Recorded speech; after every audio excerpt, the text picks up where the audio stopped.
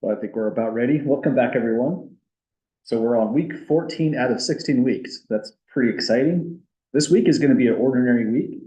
Then we'll take an entire week off for Thanksgiving break.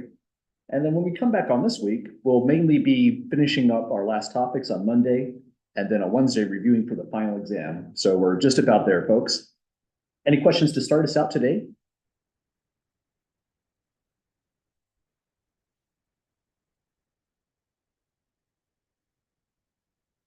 Okay, well, as far as the announcements go, I don't think we have any quiz that is due this week. Let me double check. Right, our quiz 8 was the last one that's came out. So we're going to have one more quiz that's going to be posted, and it's going to be the last quiz of the entire semester. It'll be due Wednesday of this week over here, since we can't collect anything on Thanksgiving week, of course.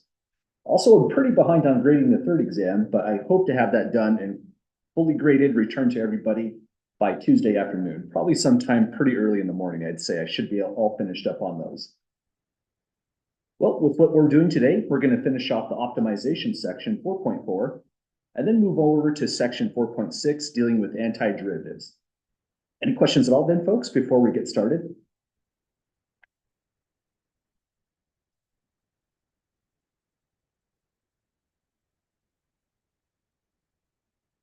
Okay, and maybe one more set of announcements before I forget.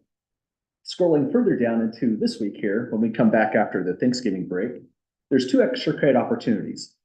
The first one over here is for the course evaluation. You can use this link right here to take a look and complete the course evaluation at any time. And as you do that, if you take a screenshot of the completion page, it'll just say, thanks for completing the evaluation. Or if you've already done it, then no worries, just click on the link again and it'll say you've completed the evaluation. Take a screenshot of either one of those pages, send it to this email address like you would for the quizzes, and I'll drop your lowest two grades in WebAssign for the extra credit opportunity there. The other extra credit opportunity is relative to the final exam. If your final exam grade is greater than your minimum grade amongst exams 1, 2, and 3, then your final exam grade will replace that minimum grade. So the idea with that second extra credit opportunity is if you had an exam that was just not your best, maybe it was an off day, something like that, one exam really shouldn't drop your score that much. And so the final exam gives you an opportunity to make up that exam grade. So imagining maybe exam 2 came out at something like 52%. If your final exam is 82%, then exam 2 gets overwritten as 82% again. This can only help your grade. It won't lower your grade. Well, any other questions, folks, about the extra credit opportunities or other announcements?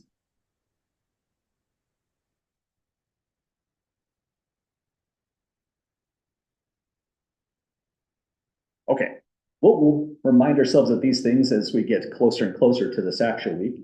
But keep in mind for this particular extra credit opportunity, it definitely has a firm deadline because the math department closes the course evaluation link on Friday, December 6th, and they don't reopen it again. So make sure you get that done sooner than later, and then you'll be in good shape for that one. Then back to where we're at. It's about right here. There we go. We're going to finish off section 4.4 pretty soon. I think we just left half of the last problem on there. And then turn into more topics on differentiation. This one seems weird because it's called antiderivatives, but it's really more of the same kind of stuff. So let's jump back into section 4.4. This is the problem that we left on before we went to our exam week last week. So this was quite some time ago. I think we should just remind ourselves what we did here. In this optimization section, we have a function given in this format. B is the blood alcohol level at time t, where t is the time measured after the consumption of whatever the hard liquor happened to be. So this seems like a pretty accurate model, but if we're going to optimize with this, find out when the blood alcohol is at its peak, we have to first use the first derivative test. So we differentiate this function using the product rule. And so the blue and the green highlighting right here is just showing how the product rule is set up. This derivative was fast. It just turns into 26.9 at the end. This derivative, however, used the chain rule.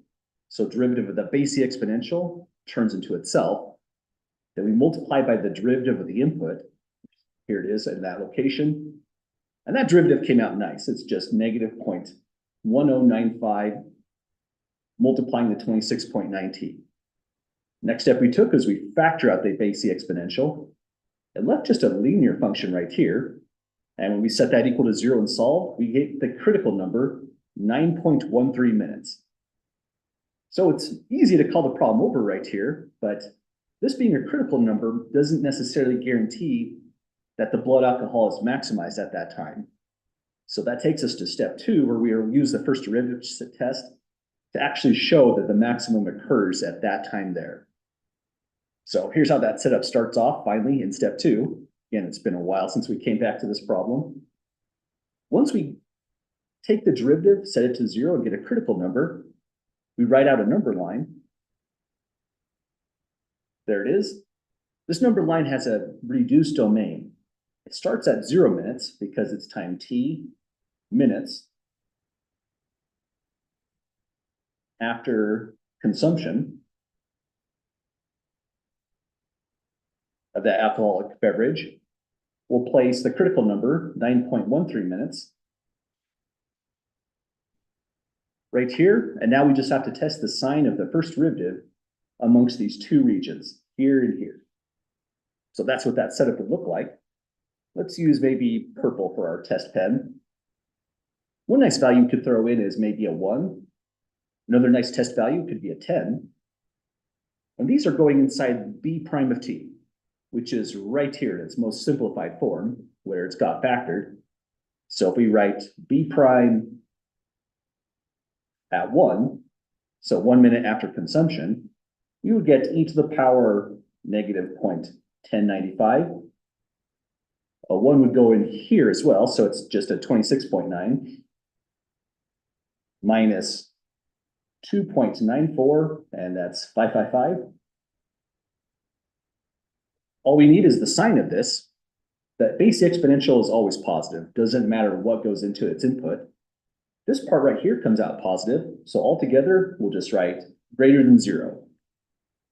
Which means over here, b prime is greater than 0. And then that takes us to the increasing, decreasing test. If the derivative is positive, it means it's increasing. On this range, from 0 seconds up, or excuse me, 0 minutes up to 9.13 minutes. Now, what we would hope to see is the first derivative is negative here.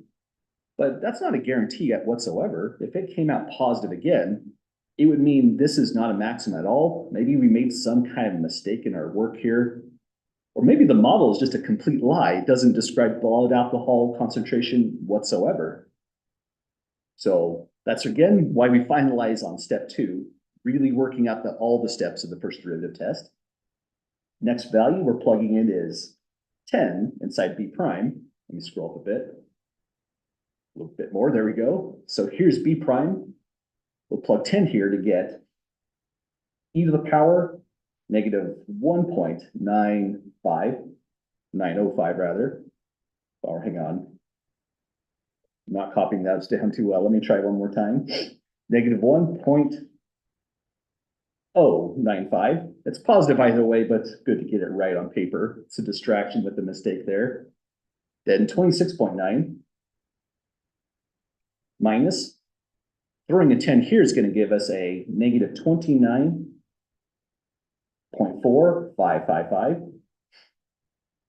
Now this time we have 26 minus 29 roughly. So this becomes negative, which would mean in this entire interval, the derivative is always negative, but then that means the function is decreasing on this interval. So we went from an increasing to a decreasing across the critical number 9.13. That means it really does lead to the absolute maximum for this function. So that takes us now to step 3, where all we have to now do is write down our conclusion. Before we do that, any questions at all, folks, to this step?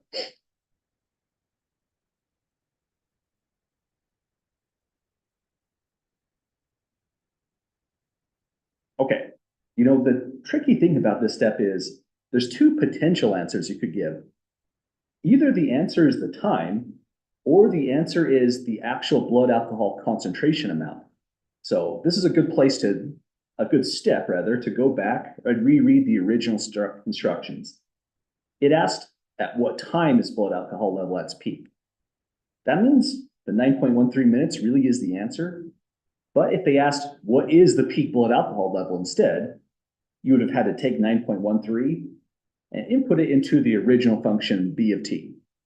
Well, this one looks like it's a little bit shorter. It just wants the time, and we can say now in step 3, at t equals 9.13 minutes, blood alcohol is maximized in the bloodstream.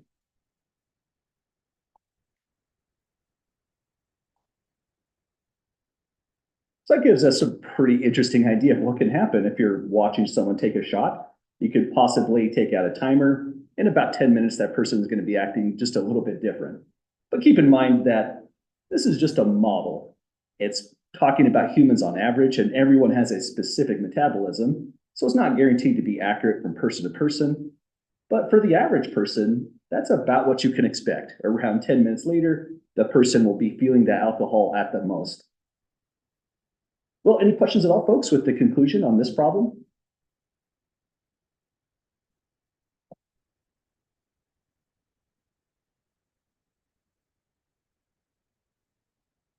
Okay, well, we did it, folks. That's, I would call this pretty much the biggest section in our course, dealing with optimization. It's also probably the most important application to calculus that we've taken a look at. But there's definitely more stuff that we can get into. We don't have a whole lot of time. We are going to be working on the 18th, the 20th, and then December 2nd is one more day to look into new content. So really 3 more days to get into interesting information. And we'll be reviewing for the course on the 4th of December. So we'll just get as far as we can go with the time we have. And the next interesting section is going to be section 4.6, the last one of chapter 4. So here we're looking into antiderivatives, which means we're kind of just taking everything and working backwards now. Let's do something a little bit different on these notes. Let's go to the very last page, just to explain why do we care about antiderivatives? Why are we looking into this all of a sudden out of nowhere? So the very last page is an honest application of why we would care about antiderivatives. It says a particle is moving with the given data, and we want to find the position of the particle at time t. So this could be a person on a bike, someone on a roller coaster, or something going on in physics where they're just tracking particles in one dimension. A of t refers to the acceleration at time t. Let's actually write these out just for the sake of the notes as well.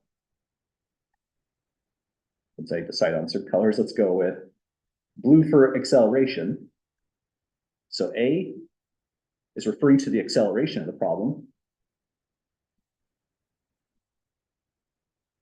If we write out V, V is referring to the velocity in the problem. And if we put out something called S, S is referring to the position. We looked into these kinds of applications, but this was all the way back in section 3.1. So that might be a good one to come back and take a look into. Review section 3.1 for these ideas. But here's one thing that we did say when we were in section 3.1. If this is the position function, then we can say S prime at t, the derivative of position will give us velocity. Then the next thing we can say is, oh, velocity at time t is probably a better way to say that. But now if we differentiate velocity, v prime at t, then we'll get acceleration, a of t. So in other words, first derivative of the position function is velocity. We differentiate s again, that'd be the first derivative of velocity, but that then gives us acceleration. So when this problem says find the position of the particle at time t, what we're trying to solve for is this. Solve for v at t. But notice what they gave us. They gave us acceleration. And if we're up here and we're trying to get down to the position function, what we need to do is take antiderivatives. So that's going to get us from acceleration all the way back to the original function. If we had the original function, oh, sorry, miswrote that. That should have said s of t. If we had the original function s of t and we wanted acceleration, it would be no big deal. We would just differentiate this twice. But a lot of problems start with different kinds of information, like, for example, the acceleration, and we have to work backwards. So this is the setup that requires us to do antiderivatives, and it's also what leads us into chapter 5. When we get to the end of these notes, we'll completely solve this problem here. But again, I felt like it's a good one to start off these notes with, just to give us an idea of what are we doing now all of a sudden in these notes. Any questions or comments, folks, with the review material here?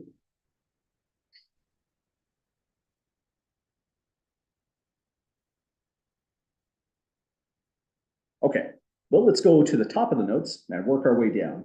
I don't anticipate that we'll finish these notes today, but we'll definitely be finishing these off when we come back on Wednesday's class. So back up to the top. To get with antiderivatives, we have to define a whole new function. On these notes, I'll let the uppercase f function always denote an antiderivative. It'll be the antiderivative of some other function, which we'll denote as lowercase f on some interval. And what makes it a true antiderivative, the uppercase function, is that if you differentiate it, you should get little or lowercase f of x. So that's what makes uppercase f, the function in blue, a true antiderivative. And this is pretty technical information, even with all the color coding there. So we'll just practice this problem right here, right now, just to see how it goes. So we have a function f of x that's provided. It's a degree 5 polynomial. And we're interested in this function f is an antiderivative for this function, a degree 4 polynomial. It seems about right. If you differentiate these things, the degree goes down by 1. So having power 4 here says it's plausible that this could be a real antiderivative. But the way we check is by doing this. Differentiate the provided function, uppercase f of x, and it should turn into lowercase f of x. So let's give this a try. We begin by just taking f prime of x, which means we're just differentiating this function as normal. We'll get 10 times x power 4 minus 6 times x plus 2. So we've done this side of the definition. The next side, we compare it against f of x itself. So f of x is this function, 10x power 4 minus 6x. And if in the middle you can put an equality, then the answer would be yes, uppercase f is an antiderivative. But in the middle for us, these are not equal for sure, but it's close. It's different by a constant. In blue, we have a plus 2, but not for the function in green. So due to that not equals, we'll say f is not an antiderivative.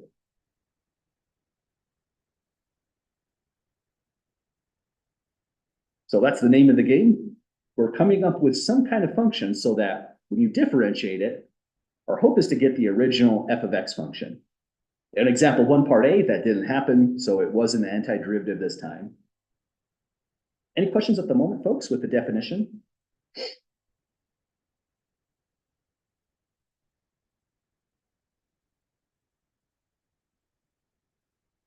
Okay, well, let's try it out again. On part A, f was not an antiderivative. On part B, our hope is that it is. That'd be a bad example if it wasn't. This time we have a logarithmic function, and it looks like we're dealing with a product rule because of that term right there, x times natural log x. So we're wondering if this function, uppercase f of x, is an antiderivative of ordinary f of x, which is just natural log x. So like before, we start off by differentiating. It is a product rule, so let's take our time working the product rule over here on this step, just to be careful. In the product rule, we'll differentiate x, copy natural log x, go plus, copy x, and then differentiate natural log x. Then when we move over to the next term, we're just taking an ordinary derivative here. Derivative of negative x becomes negative 1. and still more steps to take. So right here by the red dot, we have 1 times natural log x. Derivative over here of natural log x is just 1 over x. So this term becomes plus x times 1 over x, and then a minus 1. It seems to keep on going. So we've got on this line natural log x, then a cancellation on the next term becoming a plus 1, then a minus 1, and this turns into actual natural log x this time, which is equal to f of x. So this time we have true equality right in the middle. We differentiate f on the left, and it became equal to lowercase f of x on the right. So this step right here now tells us f is an antiderivative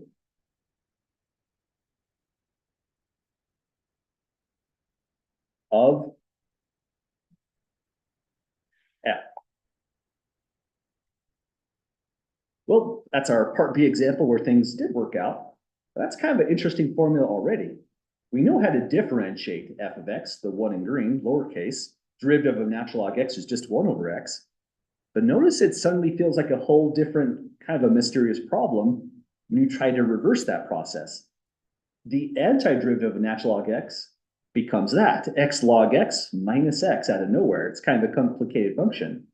But when we carefully differentiate it, we found it is true that the derivative of that is natural log x. So we have a real antiderivative. But notice the way we're writing this. It says an antiderivative. We said over here, f is an antiderivative. That word is suspicious. And here or here is referring to the indefinite, and let me say that again, indefinite article, which means there are many antiderivatives.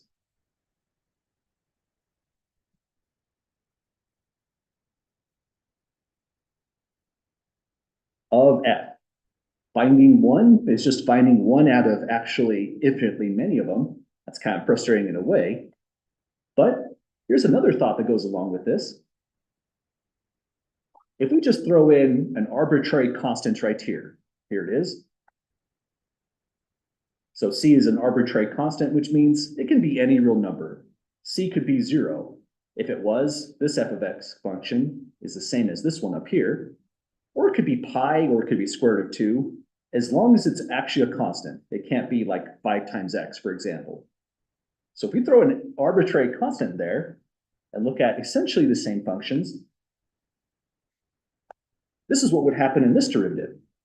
We'll go f prime of x as before, and differentiating from here to here, we already know the answer to that. It comes out as all of that, which turns into natural log x. So we don't have to reinvent the wheel. We can just claim our answer is, by the work above, natural log x. Then we go to this part.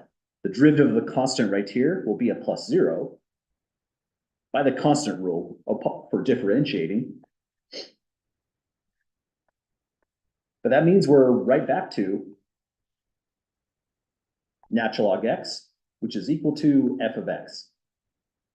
So what part C is now telling us is we start with an actual antiderivative, like we had in part B, and change it minutely. The small change we are putting in is an arbitrary constant. We still have an antiderivative because when we differentiate all this, that constant goes to 0. As we can say, f is an antiderivative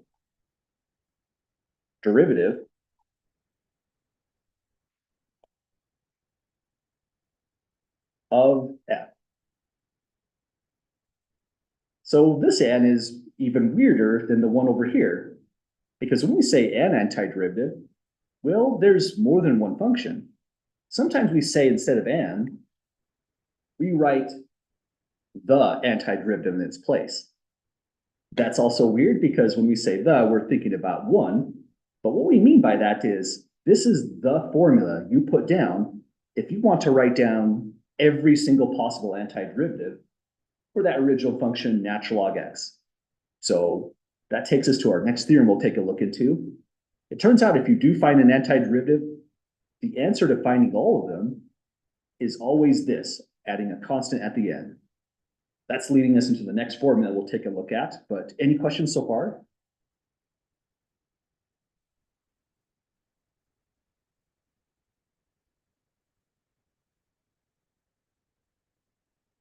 Okay, well, let's take a look at the upcoming formula. We have a reminder of the definition. Just a reminder, if we have a function f and we call it an antiderivative, for some other function lowercase f, all we mean is that the derivative of our function equaled lowercase f for all x's in that interval we were concerned about. But now we're trying to find the antiderivative for each of the functions displayed below. And theorem 1 allows us to do that. It says, if we have an f, which is an antiderivative of lowercase f, then the most general antiderivative you can put together is this. Take the antiderivative, add your constant. So when we go forward on the next upcoming problems, when it says find the antiderivative, this is what we mean. We're going to get to any antiderivative and throw down plus c, where c is just referring to any real number whatsoever. You know, that might be a good thing to add right here. When we say c is an arbitrary constant, we're saying c can be any real number. And so f of x plus c is really referring to an infinitely many different types of functions, all differing by the choice of the constant c. So these are the tools we're going to use. Example 2, these examples are more about coming up with interesting ideas and formulas for the antiderivatives. Some of the problems in the homework look about like these, and the homework problems start to look a little bit more like these ones as well. In example 1, here's where we'll use the formulas from up above. Excuse me, this is example 2, isn't it? Let me fix that typo there. On example 2 is where we're going to use the formulas that we come up with in example 1 to find antiderivatives of more built-up functions like these. So it all starts right up here. And if you think about when we were beginning to differentiate, there was one formula that took an extra special role. It was the power rule. Let's state it here just for the sake of tying together some ideas. The power rule for derivatives went like this. Take a derivative with respect to x. Often these are stated in Leibniz notation. We're differentiating x to the nth power. And upon differentiating, I forgot a letter there, that's power with the r. Upon differentiating x power n, first n comes down, then it multiplies x, then the new power on x is n minus 1. You know, the order we do those steps is actually important. So first, n comes down. Let's write out these steps carefully. Then next, multiply by that power n. And then last, oh, this is step 2. There we go. Then last, step 3, reduce the power by 1. So those are the steps of the power rule. And if we're going to find an antiderivative of x power n, really we're just asking for a formula. What is the opposite formula to this is what we're trying to come up with. It turns out we reverse this entire process we see right here. So it goes like this. If that's our function f, then we can now say the antiderivative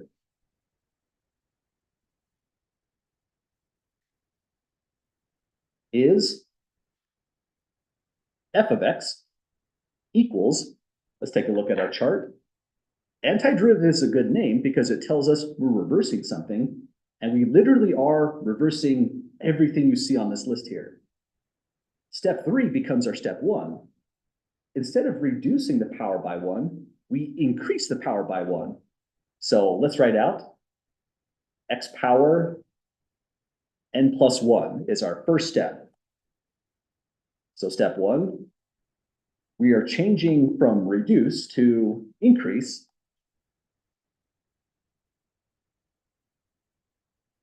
the power by 1. So again, that's already kind of uncomfortable in a certain sense, but we're doing an antiderivative. If we differentiate, the power goes down. If we're going the other way, the power now has to go up. So that was step 3. Now we go to step 2. We multiplied by the power n, but this time we're going to go over here and divide by it. We take the n plus 1 that we just produced and go 1 over n plus 1 like that. So this is our step 2.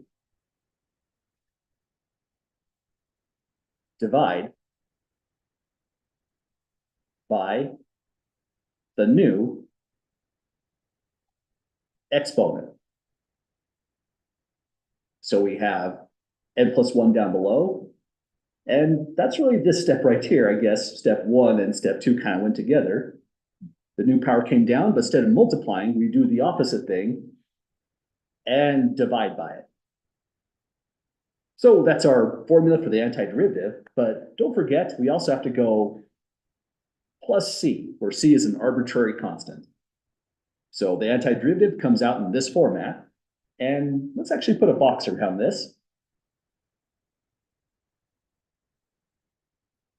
Kind of a strange looking box, but we'll still call it a box.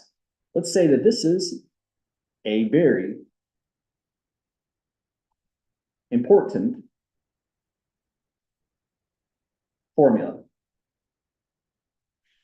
And we can do one even better with this. The moment you put down a formula like what we just did here for an antiderivative, you can always do a really fast check. And this is one of the best checks ever because coming up with an antiderivative is hard, but checking your answer by differentiation is really fast and immediate. So it's something we'd almost always want to take advantage of, especially if you're seeing this content for the very first time. So I'll put down here, check. It's going to be in this color here, which means it looks like more like a comment or something that's optional. But I encourage you to do this for the very first times you're doing these kind of problems in 4.6, just for the extra practice. The check goes like this. You take your function, immediately differentiate it. The constant multiple rule is the first thing that happens. It means 1 over n plus 1 doesn't change. We multiply by the derivative of x power n plus 1. When we differentiate that, first thing that happens is n plus 1 comes down, and the new power of x is 1 less, so just n. The constant here upon differentiation turns into a 0. Often I'll skip that step there since it's something we expect. But then once we do all the cancellations over here, we get x power n, which is equal to f of x. We'll put a little check there to say the check was satisfied. So this is a fantastic formula, but also keep in mind when you look at this formula, it actually fails in one spot. That's when n equals -1. If your power is -1, well, you can't put n plus 1 over here because you've divided by 0 right here. Let's make one little provision. N cannot be equal to -1. We're going to have to discover that formula on our own, but it is on this set of notes. Well, any questions at all, folks, with the result in part A?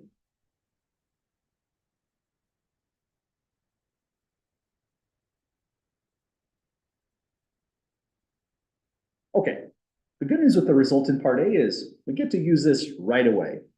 The antiderivative of x power n turns into all of this stuff. And so now for part B, that's our new function, y equals, we can also, if we'd like, just call it f of x if you prefer, keeping the lowercase, uppercase f of x and the color coding going. We want a different antiderivative of that thing. Well, it's just not in a great format. We know that if x power n is our function, we can do an antiderivative in this way. So just like we did in chapter 3, we wouldn't want to differentiate something in that format either. We maneuver the exponent and rewrite the function like this. F of x is now equal to x power -3. Once you get to that step, forming the antiderivative is not too bad. It's uppercase f of x. First step is we increment the power by 1. So power -3 turns into x to the power -2. Then our next step is, whatever that power is, we have to divide by it. I'll express it this way. Multiply by -1/2. And the easiest step to forget on all this is the constant c. It is worth points, maybe not a lot, but you wouldn't want to miss points just for forgetting to do that in a whole, say, exam or a quiz, for example. So my claim is we're done. That's our antiderivative. Any questions or comments, folks, coming up with this function f?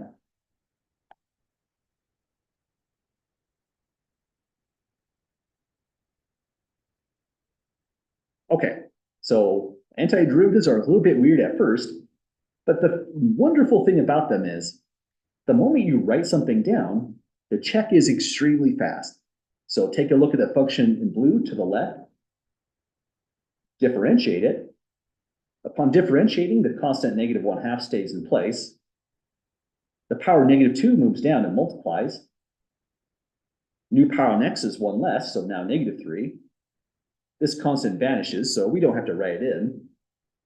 And then over here, -1/2 times -2 cancels, and we just get 1 over x cubed, which is the original function f of x. So that's the good news about antiderivatives. If we're really good at just differentiating in the first place, which we've been practicing all chapter 3, then finding the antiderivative is not so bad. We always have an immediate check in the back of our mind, or back of our eyes, rather. So that's 2 down. Looks like they get a little bit interesting as we go down. Exponential functions are coming up next. Any questions or comments so far?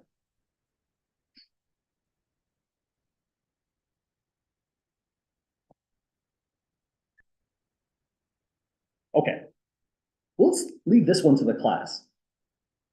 Anyone see what the antiderivative ought to be for e to the x?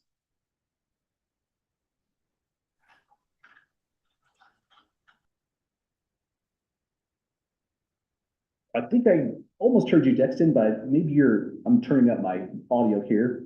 I think your microphone might have came out a little bit low.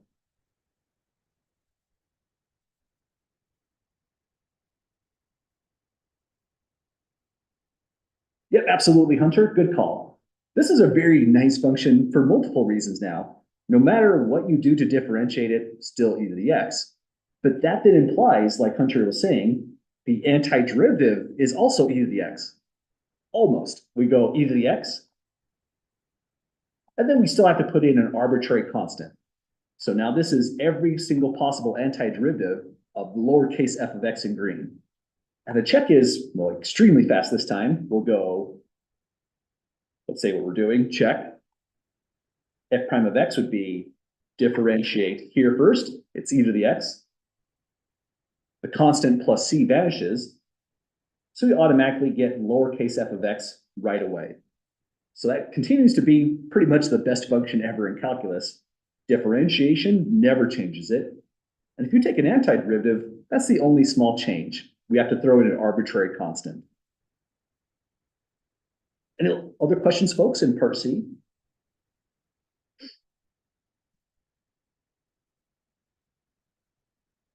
Okay.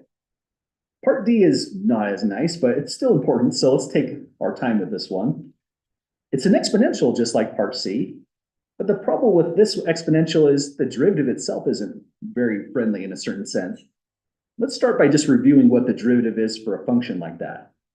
If you take the derivative with respect to x of something, say, a base b to power x, your result is going to be b to the power of x multiplied by the natural logarithm of b. This is for b can't be 1 and b has to be bigger than 0. And that's our formula if we're doing differentiation. But looking at this, we can now discover a formula for the antiderivative. Let's write it out this way. The antiderivative of f of x equals b power of x is this new function. Let's keep on using that color coding just to tie these ideas together. To get the antiderivative, we're going to use this format. It should involve just b to the power of x. But instead of multiplying by natural log b, we do the complete opposite and divide by natural log b.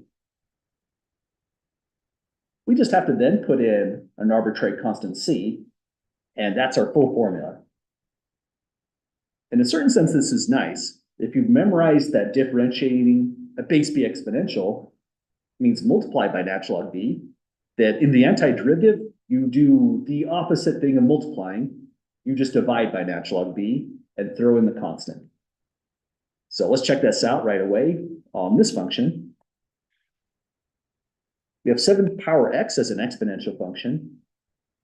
So the antiderivative, f of x, should be equal to 7 to the power of x, divide by the natural logarithm of 7, and then add an arbitrary constant c.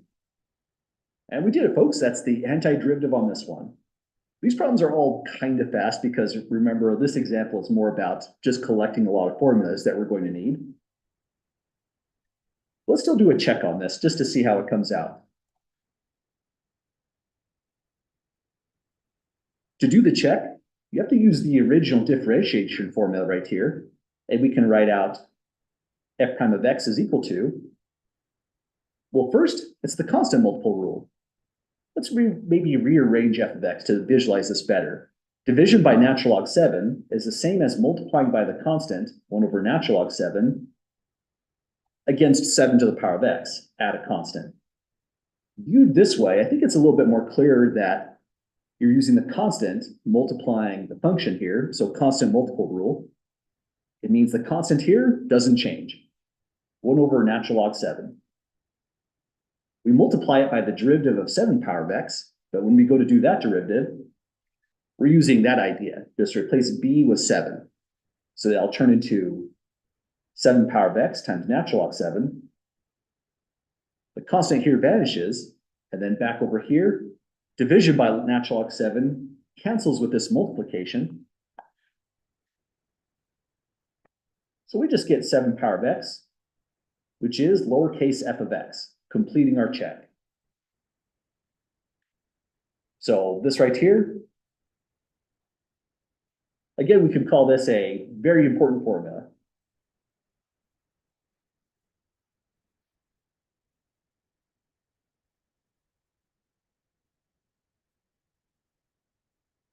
So last one we'll take a look at is 1 over x. But any questions to this stage?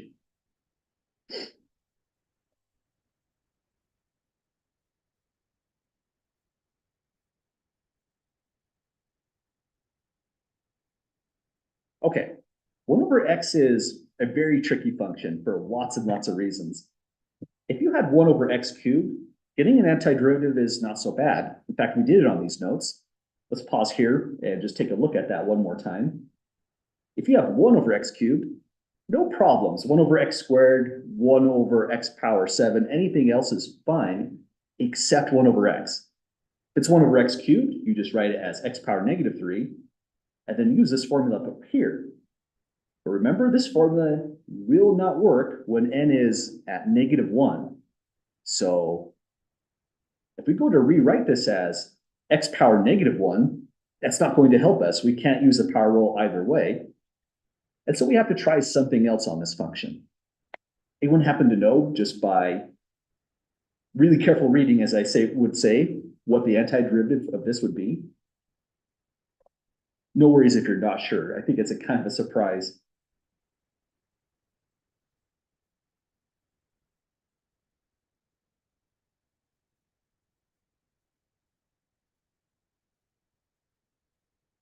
Well, let's take a look at some notes way back in the day. Well, not too far back.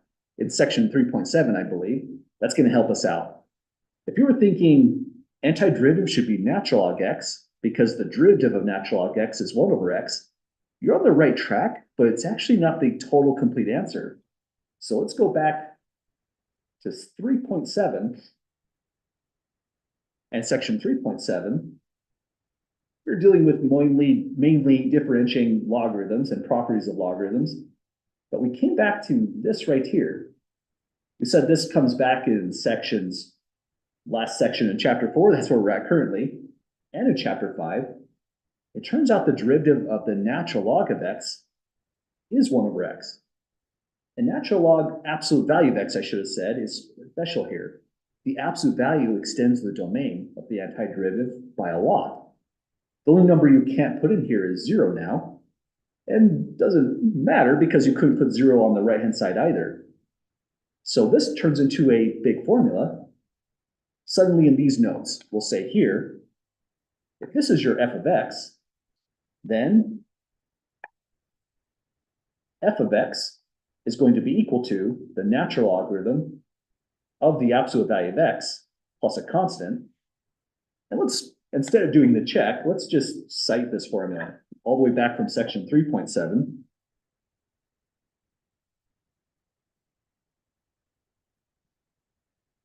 There it is. That's our check. If you differentiate the natural logarithm of the absolute value of x, you get 1 over x. And this is from section 3.7, shows the check. So that's our antiderivative, natural logarithm of x, comes out as 1 over x, which is the f of x in this problem. Like before, this is another pair of interesting formulas. Very important formula. And really the easiest thing to miss when you use this formula is the fact you need absolute values of x. So if you're working a homework problem in WebAssign and it's just not working out, that could be probably the only thing that's preventing the total answer. Well, any questions at all, folks, with that last formula?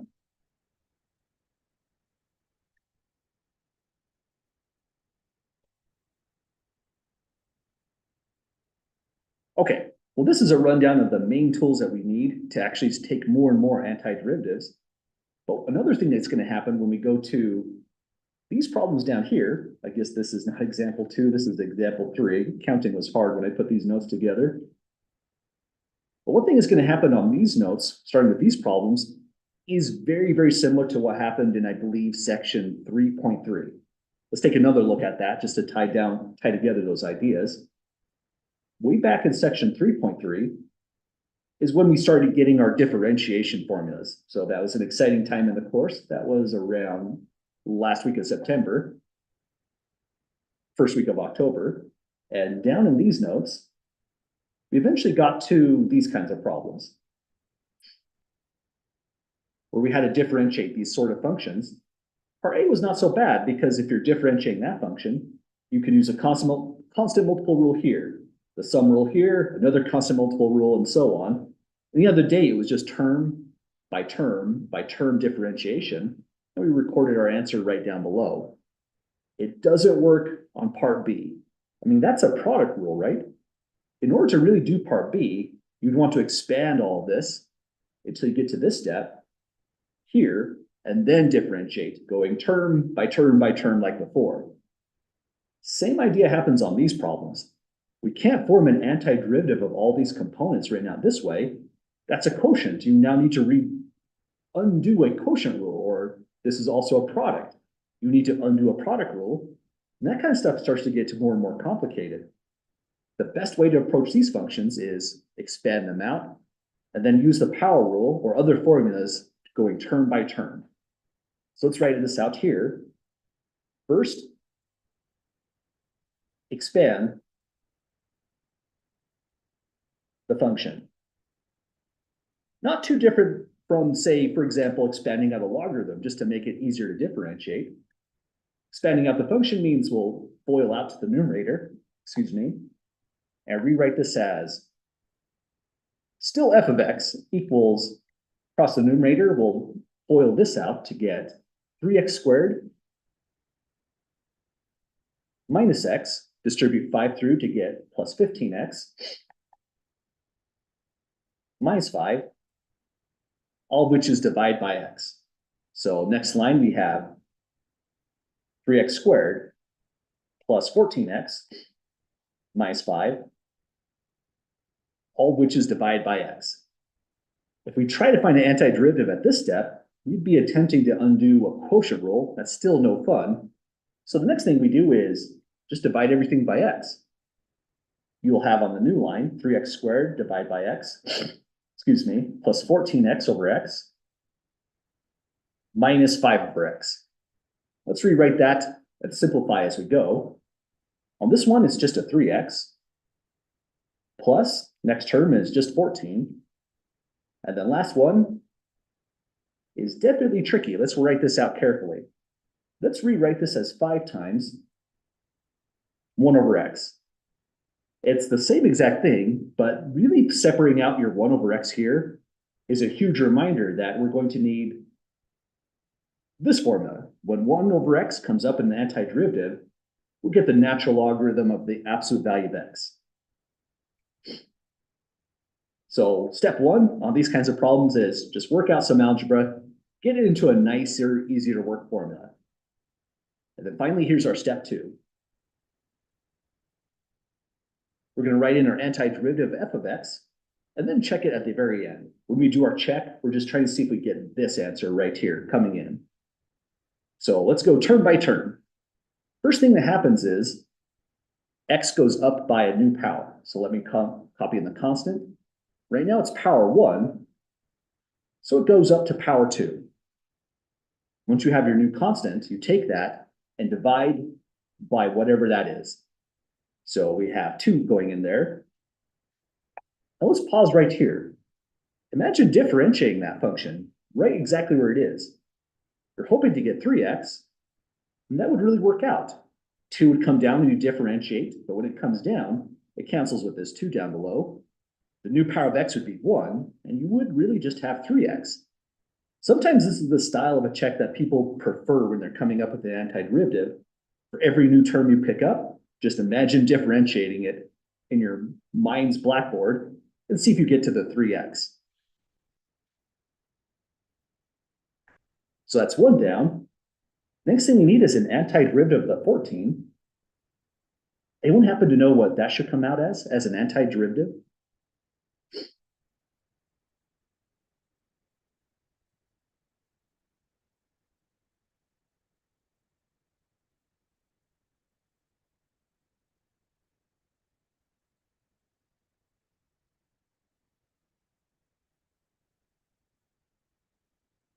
That was pretty tricky in a certain sense because, well, I don't think we found an antiderivative of a constant once in these notes. So this is our moment to do it. Let's actually write down this formula to help us out. If f of x equals x power n, then we can say the antiderivative is uppercase f of x, 1 over n plus 1, x to the power of n plus 1, plus a constant.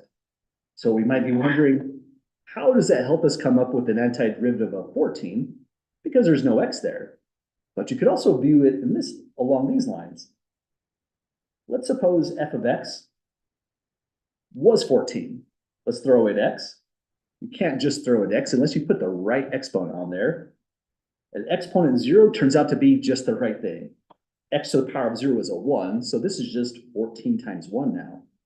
So if that's your f of x, the antiderivative f of x would go this way. First thing that happens is the power goes up by 1. So now it's 14 x power 1. You divide by that new power 1, but that's kind of silly in a way, right? X power of the 1 is just x. Division by 1 still gives us 14. But if you follow the antiderivative formula that we see there to the letter, you'll get the right thing. 14 times x plus a constant. We won't put a constant on this step. We'll put our end constant on the very end once we're done with all the antiderivatives. But that's the idea right here. If you have just a constant, the derivative would have been 0, but the antiderivative is the same exact constant with an additional x. That's an important enough idea. Let's actually try to convey it this way.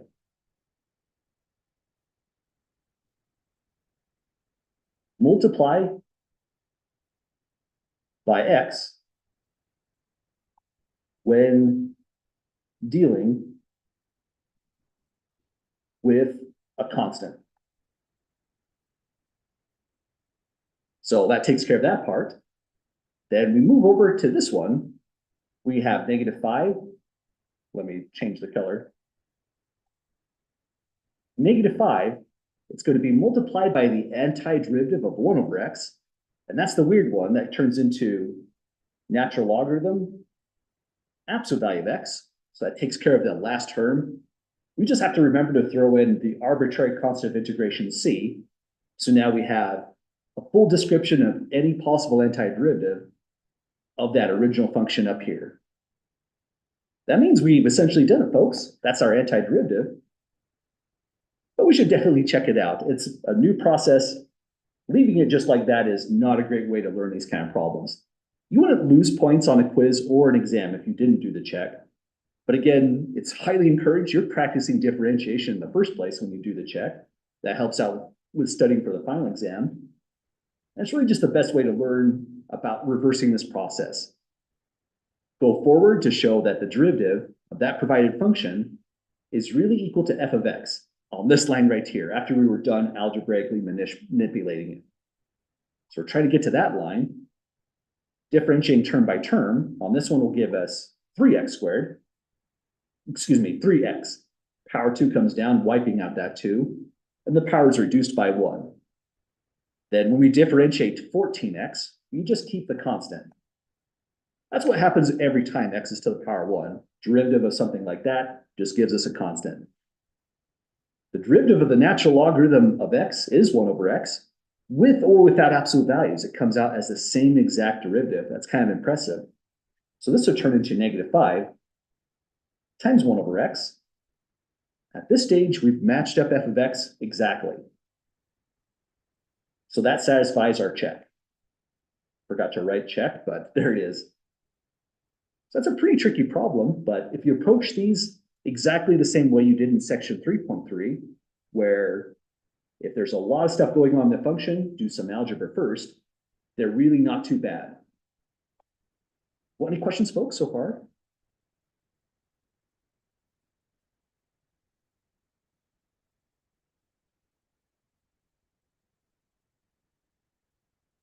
Okay, let's try out a couple more, see where we'll end up on these notes. On part B, doesn't look like too bad of a problem, but our exponents are all messed up is the issue on this one. So the best way to start off this f of x is again exactly what we would have done in section 3.3 if we were faced with this stuff. We almost never differentiate these kinds of things in the form that it's indicated. Instead, we want to bring x into the numerator like this one, and we want to write down the actual exponent of x. So with where the red dot is, let's separate the constant 1/2. I write out x to the power 1/2. So that takes care of the first one. Let me know how this one looks. We've dealt with these kind of exponents before, and the punchline to this is we'll take 2. If x moves up to the numerator, its exponent's going to be negative. The 2 here came from that power of 2, but it's also a 5th root, so we divide by 5. So altogether, that's what happens with that weird amalgamation of expressions here for x. E to the x is just fine the way it is. And so is the constant -9. So we didn't do too much, but we wrote in an actual exponent for the first and the second variable x, or second terms involving x. Once we're to this stage,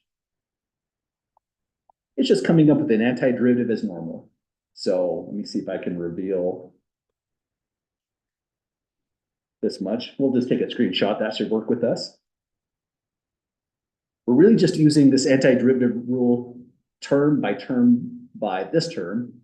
And this one's the odd one out. Antiderivative of e to the x is itself, e to the x. So here's how it starts. Here we're using the constant multiple rule in reverse. So that just means 1/2 is not affected because it's multiplying. Put in a little space before you put an x. And now we need a new exponent. Any volunteers in the class for what the new power should be for x right here?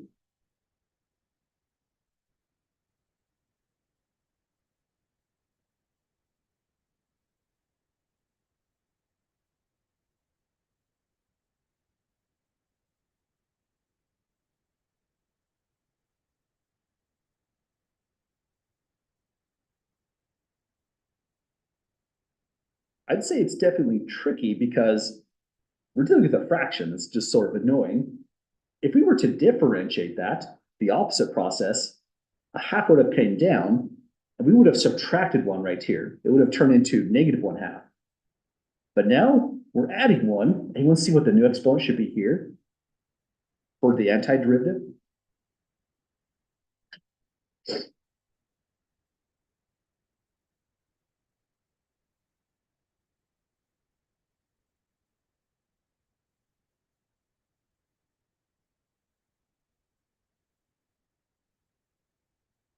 I'm sensing this one's definitely kind of tricky. Let's work this one out kind of carefully. If we had a 1/2 right here instead of an n, then right over here, we would have had a 1/2 plus 1, 1/2 plus 1. But 1/2 plus 1 is just the same as 1/2 plus 2/2. So we go up to a 3/2. So in other words, the idea is whatever the denominator is, I think this was mentioned in class before, if we differentiate, we're minusing 2/2. But for finding the antiderivative, we're adding this time 2/2. So add 2/2 to that, you get power 3/2. This over here says you're now dividing by 3/2, but there's a better trick to that. Division by a fraction is multiplying by its reciprocal, 2/3. Not only does it save time, it's easier to read and way easier to simplify if you go right to that step. So whatever the new exponent is, multiply by the reciprocal if you happen to be dealing with a fraction. Then we just keep on going the same order down the line. Next step is +2. Oh, let me change the color though. So it's going to be +2. Give it a little bit of space like before. On x, we're adding 1. This time we're adding 5/5. So the new exponent is 3/5. We have to divide by 3/5, so we multiply by the reciprocal, 5/3, saves a step. And then down the line, we got through the nasty stuff. Now we just need antiderivative of e to the x. Done. Whether you're differentiating or finding the antiderivative, that's the whole story, so you have to love that function. This one's a constant, so the game with that one is you just multiply it by x. So -9 times x on that one. And then the last thing, the most easiest thing to forget is the arbitrary constant of integration, c. And kind of misspoke there, but we're eventually going to call this the same thing. Let's say it here just for the notes. This is called the arbitrary constant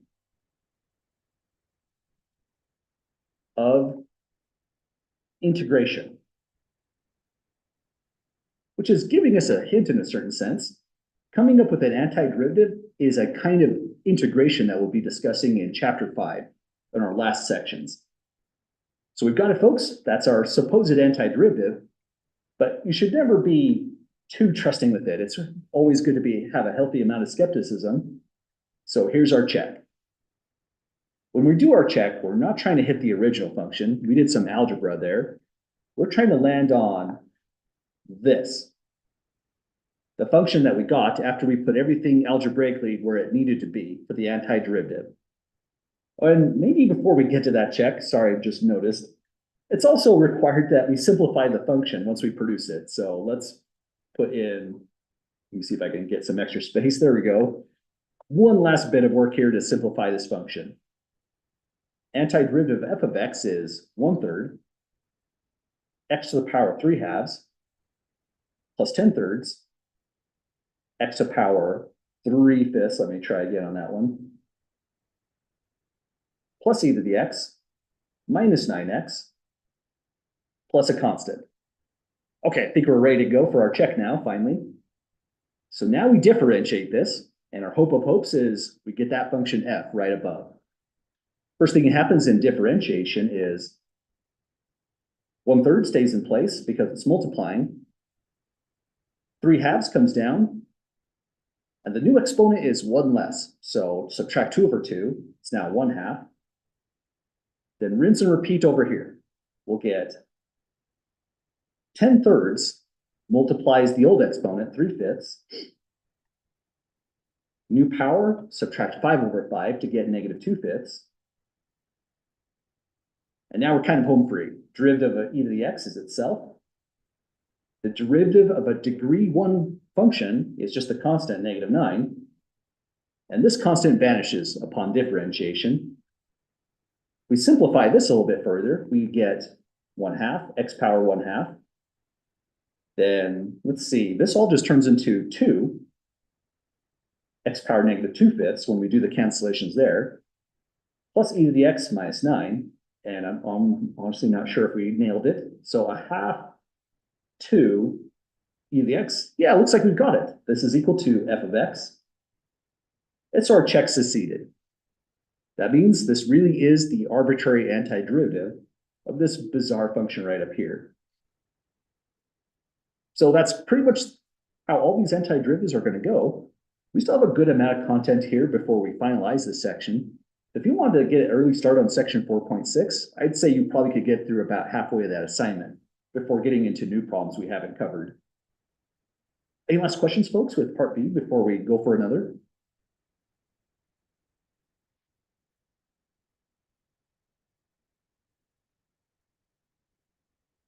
Okay, let's try this out again. On part C, looks like part C, the only thing that's interesting with this one is we're multiplying things all together, and we have an arbitrary constant, well, not arbitrary, we have a constant on the right, natural log 4. Just like before, if we're differentiating, that's a terrible format for the function. It's a product rule with 3 different functions.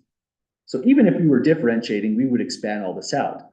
Same with the antiderivative, we need to expand this out regardless. So step 1, let's FOIL right here by the red dot. F of x will be equal to -3x. We FOILed this out once, we've gotten 3x squared minus x plus 15x's, giving us 14x minus 5. So I think that's our result of FOILing that out in part A up here. So it's the same numerator. We still have to distribute -3x through, and I still have to recall a natural log 4 as part of the problem. So on the next line, we're getting -9x cubed minus, let's see, 30, 3 by 4 is 12, minus 42x squared plus 15x plus the natural logarithm of 4. So that's our f of x function. Noticing I'm in this classroom at the worst time of day and year. Hopefully the sun doesn't get into my eyes. Let me see if I can just move around. This building is facing the sun just perfectly. That's kind of a terrible experience. But next line is the antiderivative f of x. I might have to bring a hat class next class. Any questions first before we get the antiderivative on just expanding the function?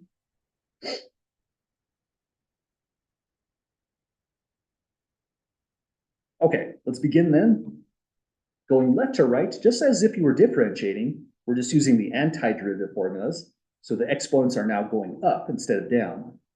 So -9 stays exactly where it is. X moves up to power 4, and then we divide by that new exponent. Hey, that's all done. It doesn't even reduce on that one. Just kind of bobbing my head and weaving, trying to escape the sun here. On the next one, we have -42. Power on that x goes up to power 3. So we divide by 3. That will turn into -14. Same game on this one. We have 15. X moves up to power 2 now. So we divide that one by 2. And this is just a constant. If it was 4, the antiderivative would be 4 times x.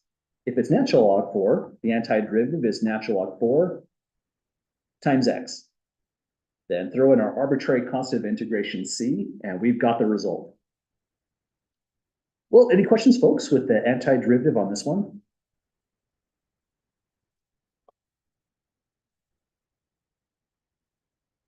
Let me take one step to just put in right here, that turns into -14.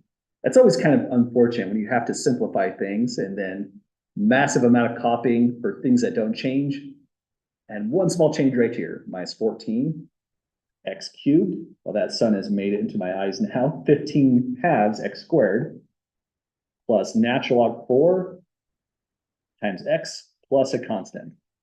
I might have to leave this check for the rest of the class since I'm very quickly losing my ability to see. But any questions at the moment?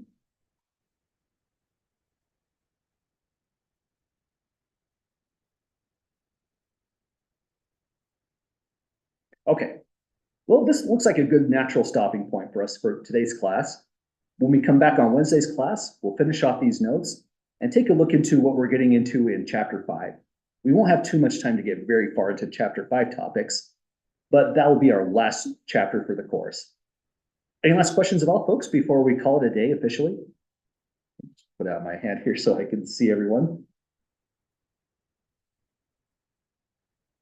Okay, well, have a great afternoon, folks, and I'll see you all later. Take care. Hopefully it's a overcast day next Wednesday.